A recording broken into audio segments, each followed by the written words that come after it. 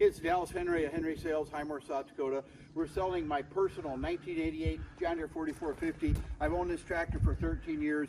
All we've done is hay with this tractor. I bought it on a retirement auction near in North Dakota. Can't think of the town right now. 4 miles from town. The guy had it, was meticulous just like we are. Said it never sat outside a night in its life. This is original paint. It's never been repainted. This is all original.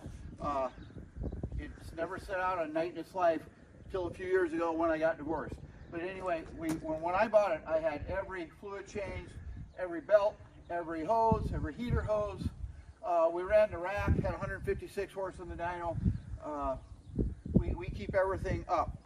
We just put a brand new interior in the tractor. That's the only thing that it needed.